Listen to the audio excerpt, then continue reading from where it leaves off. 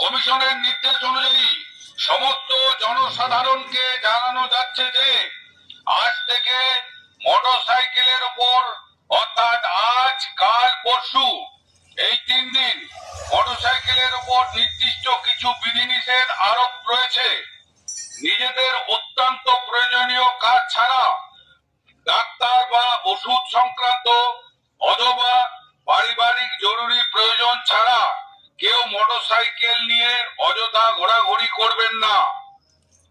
কেউ নিজেদের খুব প্রয়োজনে মোটরসাইকেল ব্যবহার করলে পুলিশের আগাম অনুমতি নির্দিষ্ট কারণ দেখিয়ে গ্রহণ করিবেন। নির্বাচন কমিশনের নির্দেশ অমান্য করলে আপনার বিরুদ্ধে আইনগত পদক্ষেপ করা হবে। আজ অর্থাৎ 21 এপ্রিল থেকে 23 এপ্রিল পর্যন্ত বিনা প্রয়োজনে বাইক নিয়ে ঘোরাঘুরির ওপর নিষেধাজ্ঞা জারি করা হয়েছে।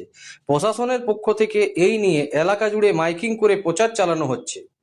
নির্বাচনকে কেন্দ্র করে আইন শৃঙ্খলা বজায় রাখা ও অপ্রীতিকর ঘটনা এড়াতেই এই পদক্ষেপ নেওয়া হয়েছে বলেই প্রশাসন সূত্রে জানা গেছে। সাধারণ মানুষকে অপ্রয়োজনীয়ভাবে রাস্তায় বের না হওয়ার জন্য অনুরোধ করা হয়েছে এবং নিয়ম না মানলে কড়া আইনি ব্যবস্থা নেওয়ার কথাও জানানো হয়েছে। যদি কোনো ব্যক্তির চিকিৎসা সংক্রান্ত বা পারিবারিক বিশেষ কোনো প্রয়োজন থাকে তবেই সে স্থানীয় পুলিশের অনুমতি নিয়ে বেরোতে পারেন।